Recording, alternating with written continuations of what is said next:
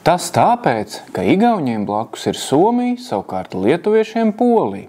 Reizēm atbildot par Latvijas atpalicības iemesliem no Baltijas kaimiņu valstīm, no politiķiem izskan arī šāds skaidrojums. Pretējā viedokļu spektra galā ir apgalvojums, ka tikai Latvijā domā, ka Igaunijas attīstība būtu Somijas nopelns. Kur meklējam patiesību starp šiem diametrāli pretējiem apgalvojumiem? Cik liela un tieši kāda ir Igaunijas un Lietuvas kaimiņu valstu ietekme uz to ekonomikām? Cik lielu lomu Igaunijas un Lietuvas izrāvienā varētu būt spēlējis tieši veiksmīgāks ģeogrāfiskais novietojums, tai skaitā robežošanās ar ekonomikas attīstībai izdevīgākām kaimiņu valstīm? Aprīļa žurnāla bilance numurā analizējam datus par galvenajiem rādītājiem Igaunijas, Somijas un Lietuvas Polijas ekonomiku sadarbībā. Viens no tiešākajiem kaimiņu valstu ekonomiskās ietekmes faktoriem ir turisms. Igaunijas un Somijas gadījumā tas redzams ar neapbruņotu aci, jo somu turistu skaits un pienesums Igaunijas ekonomikai ir milzīgs. Tieši somu turisti ir pārliecinoši dominējošā ārvalstu turistu grupa Igaunijā. Pagājušajā gadā saskaņā ar Igaunijas centrālās bankas publiskotajiem datiem valsti kopā apmeklēja gandrīz 4 miljoni ārzemju turistu, no kuriem tuvu pusē, jeb 44% bija somi. Savukārt Lietuvā poļi veido tikai ap 10. daļu no kopējā turistu skaita. Vēl lielākas atšķirības vērojams turistu naktsmītēs pavadītā laika ziņā. Somu ceļotāji aizpērn rezervējuši 5. daļu no turistu viesnīcās pavadītajām naktīm Igaunijā, kamēr poļu viesi Lietuvā tikai 3,5%. Ģeogrāfiskā tuvība un cieši starpvalstu saites ir spēcīgs priekšnoteikums arī pārobežu tirdzniecības, eksporta un importa attīstībai. Igaunijas lielākais eksporta partneris gan pagājušajā, gan citos gados bijusi Somija. Tiesa, nevarētu teikt, ka Somijas īpatsvars kopējā bilancē būtu ļoti nospiedošs. Eksports uz ziemeļu kaimiņiem Igaunijai pērn veidojas ap 3 miljardiem eiro, jeb gandrīz 17% no visa eksporta. Savukārt Lietuvas eksportēnā Polija, lai arī ieņem būtisku lomu, pēdējos gados 2. vietu aiz Latvijas ar apmēram 9% no kopējā eksporta, tomēr netik svarīga kā Somija Igaunijai. Turklāt ārējās tirdzniecības bilance Lietuvai ar Poliju ir pārliecinoši negatīva. Lietuvas Polija eksportē vērtību ap 4, bet importē ap 6 miljardiem eiro gadā. Kamēr Igaunijai ar Somiju tā ir gandrīz līdzvērtīga. Līdzīgi kā turismā un eksportā, arī investīciju ziņā Polijas un Lietuvas saites no Lietuvas skatu punkta nepavisam nav bijušas tik perspektīvas kā Igaunijai ar Somiju. Polija ieņem tikai 8. vietu kumulatīvo Lietuvā ienākušo ārvalstu tiešo investīciju ziņā, atrodoties arī aiz Igaunijas un Latvijas, kamēr Somija kopā ar Zviedriju ir viens no 2 gadu gaitā pārliecinoši dominējošiem investoriem Igaunijā.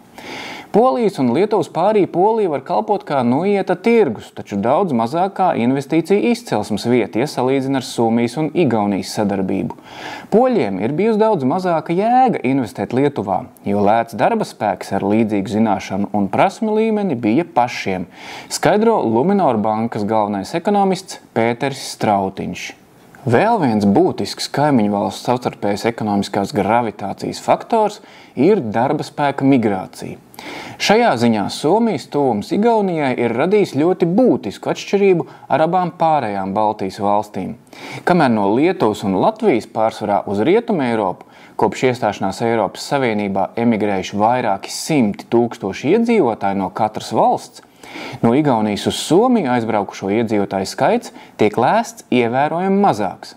Uz pastāvīgu dzīvi Somijā pārcēlušies ap 50 000 igauņu, vēl apmēram tikpat daudz ik nedēļu dodas strādāt uz Helsinkiem, izmantojot ērto prāmju satiksmi.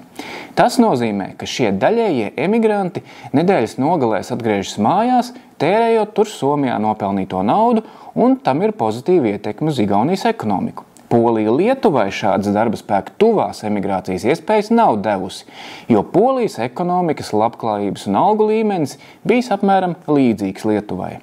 Cita, lai arī ne ļoti būtiska, tomēr ekonomika ietekmējoša nianse ir pārrobežu iepirkšanās.